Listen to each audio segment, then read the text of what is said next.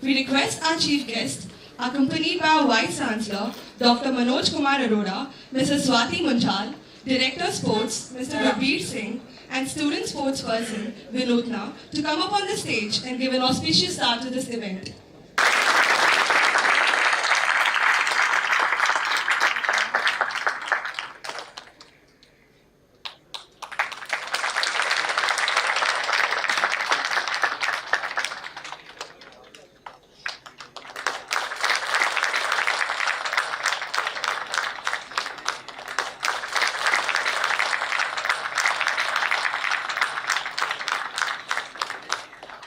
We have with us a leader in sports, and we would like to hear his success story from a modest childhood to the shooting star bestowed with the highest honor, that is Blue Cross from International Shooting Sports Federation. Let us welcome him again and give a big round of applause.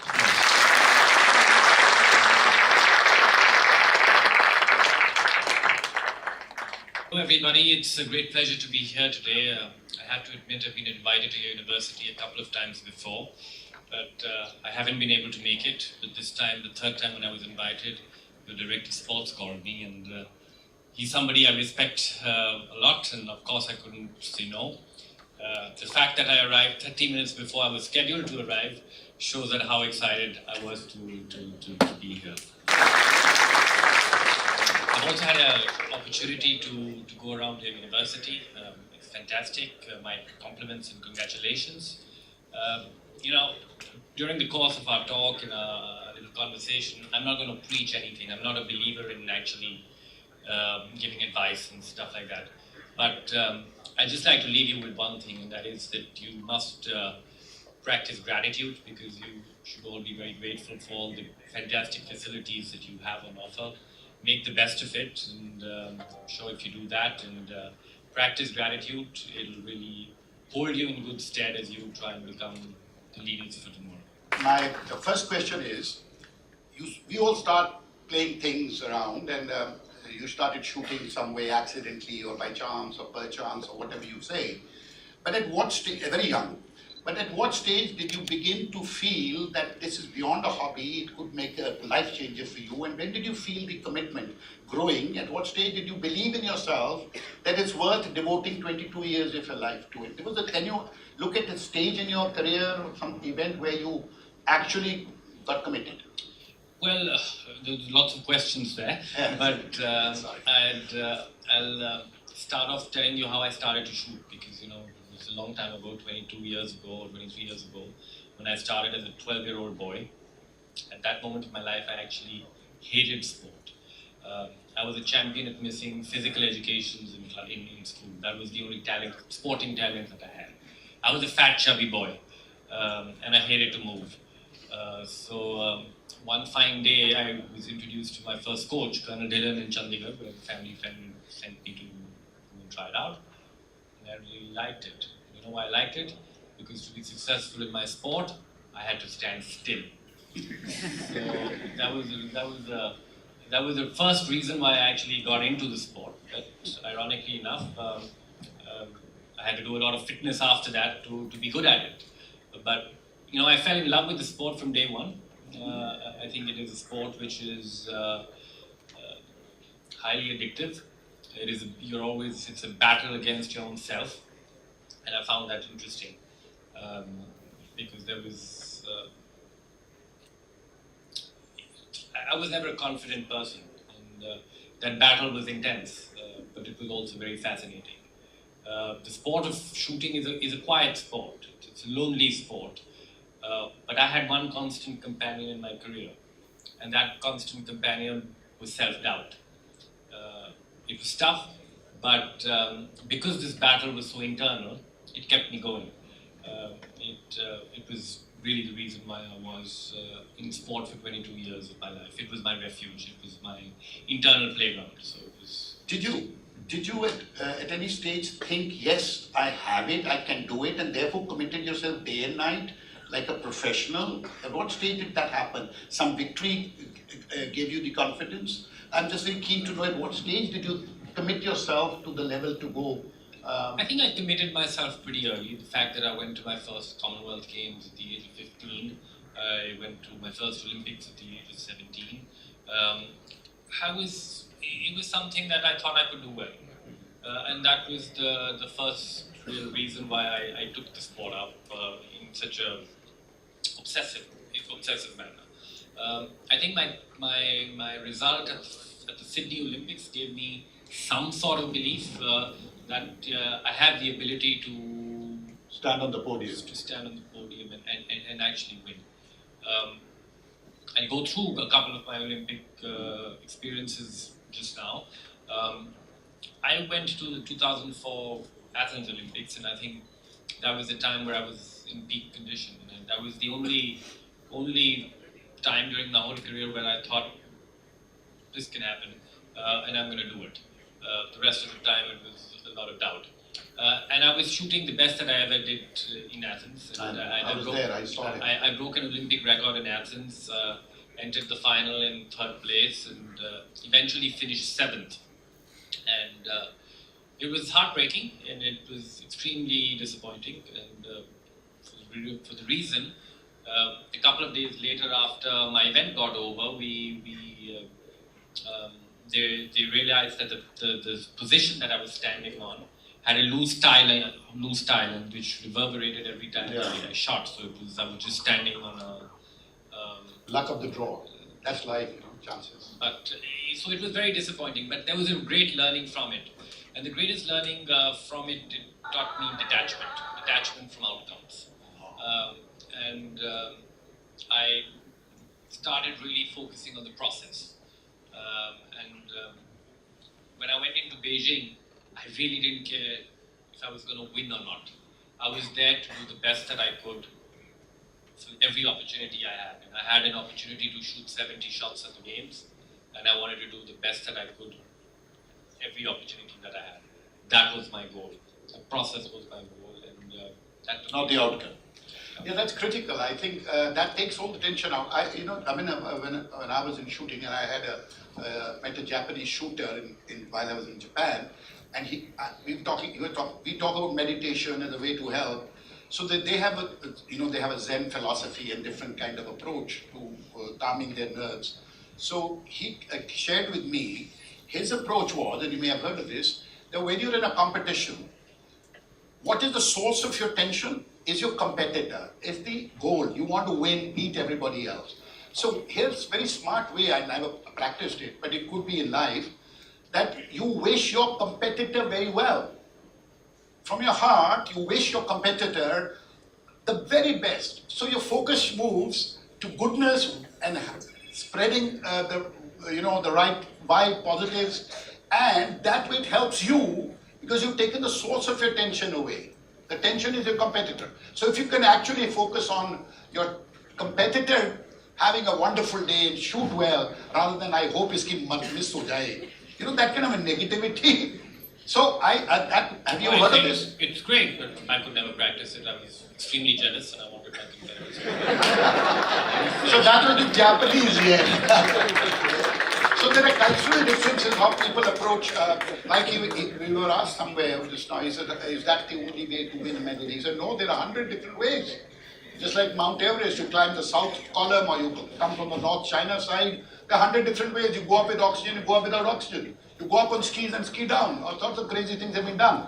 So the journey to the top is hard, lonely, but there are different ways to do it depending on your temperament, cultural affinities and learning, social upbringing. My next question is, you only answered part of that by saying, when did you believe you could get on the Olympic podium?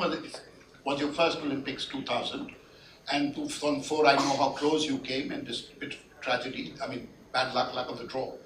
But when going into Beijing, you also answered that actually saying, I don't care about the medal, I just wanted to go and give 70 shots perfect. That's how you got the 10.8 in the end. That's the decider. Otherwise, Abhinav Bindra would have had a very different profile. Just imagine for years and years and years, that last moment, everything hinges on it.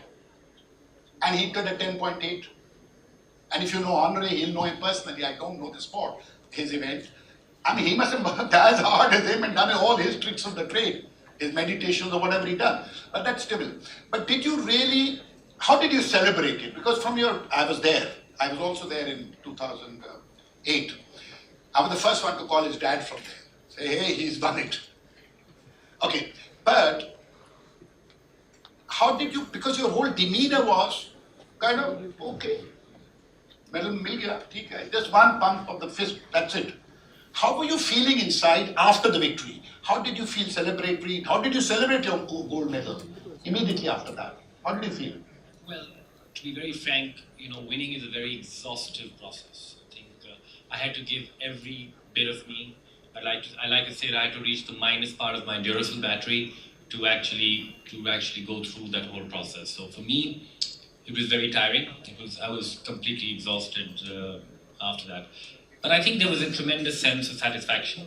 I think that was the greatest emotion that I felt, that I had worked hard for 15 years of my life until then for a particular goal, and I achieved it. And I think that satisfaction was immense. In terms of celebration, I didn't really celebrate that much. Were you with Manav that? Were you roommates? Yes. I think you just mentioned that I was sleep.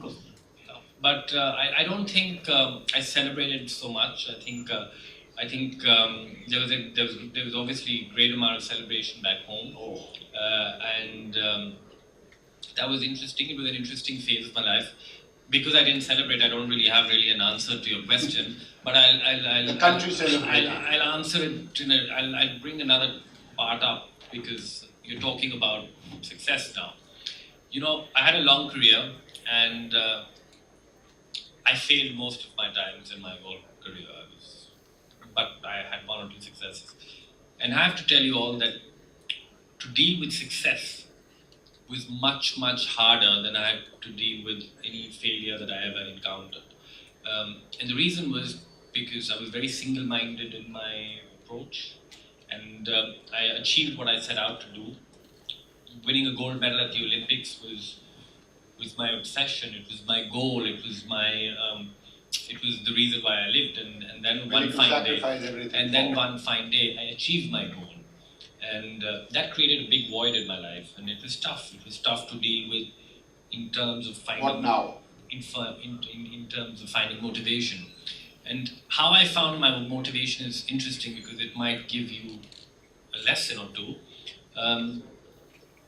I was, at that point of time, I wanted to quit and move on. I had achieved what I had set out to achieve, and I was happy to find another direction in life, but I didn't know what.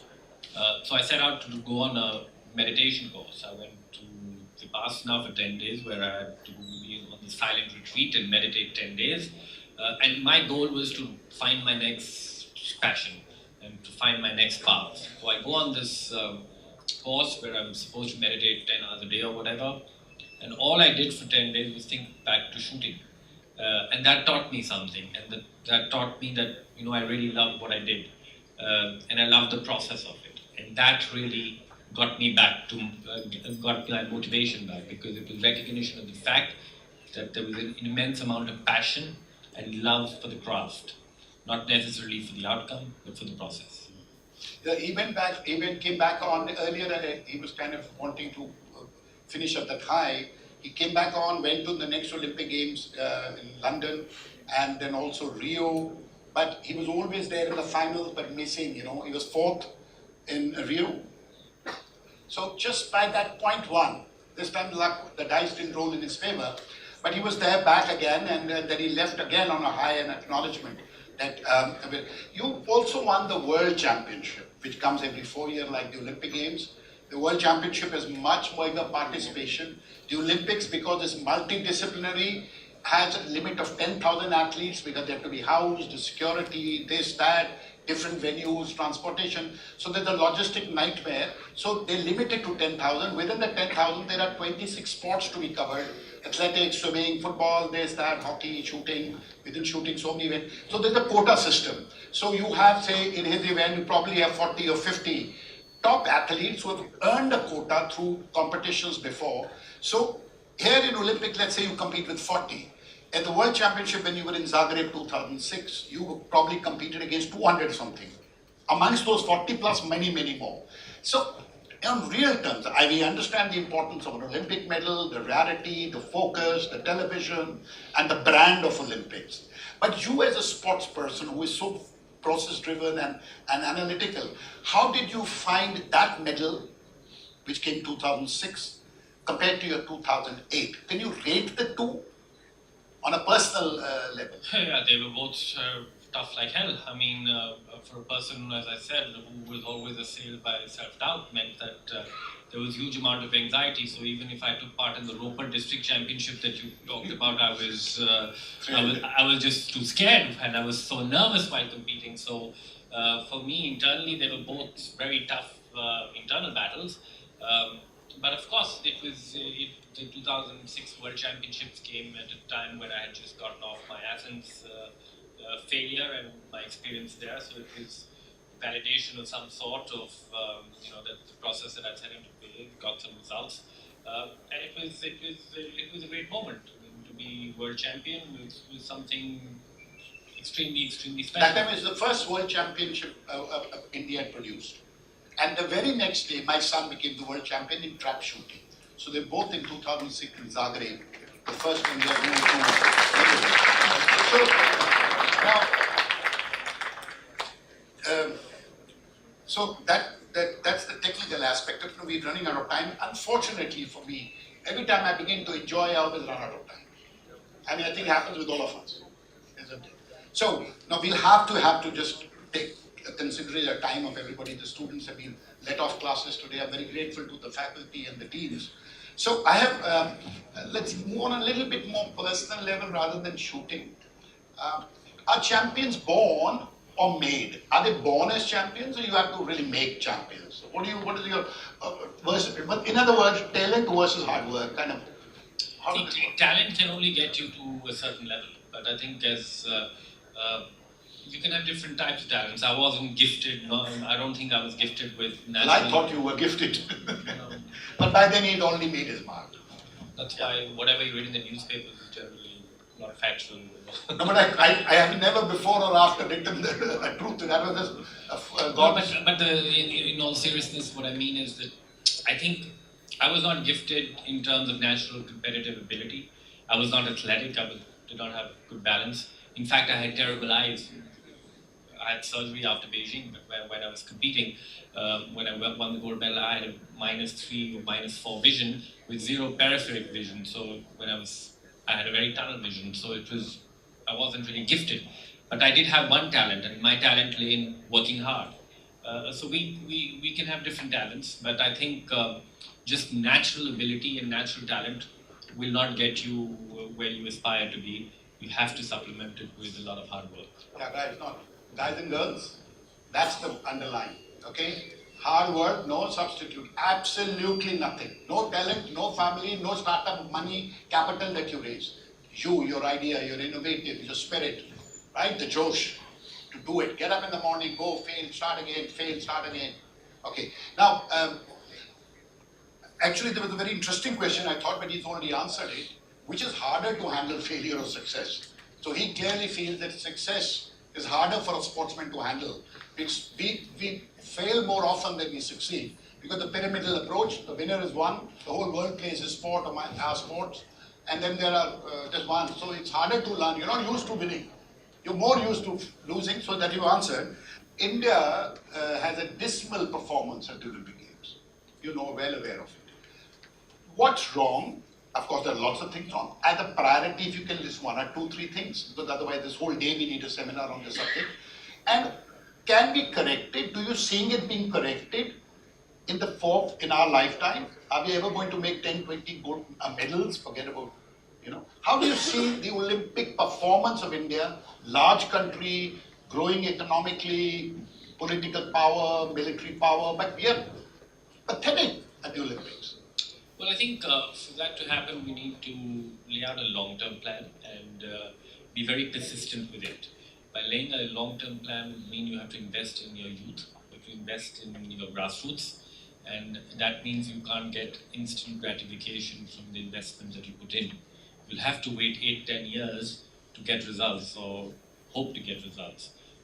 And unfortunately, we haven't really seen that persistence or that perseverance so far in our leadership. And I think that needs to change, and there are certain steps being taken towards that direction, but a lot more needs to be done so that sport can really infiltrate down to the grassroots. Our elite athletes are well taken care of now. I think there is a good amount of government support coming in for them. There are private players also coming in for them, but really the support needs to go down to the grassroots. The grassroots, when kids start off playing, they need to have the right infrastructure available, and they need to have the right knowledge available, and the right expertise available to make sure, and we need to make sure that they have a really strong foundation set up. Because when you go to an Olympic Games or when you go to a big event and when you're under an immense amount of pressure, the weakest point comes to the fore. Absolutely. And if your foundation is already weak, then everything falls apart like a pack of cards. That's the point that I like to make. It's more investment into our youth, more investment into the grassroots. That would mean we need to have patience, and we need to have a long-term plan which would hope to give results in a period of 8 to 10 years.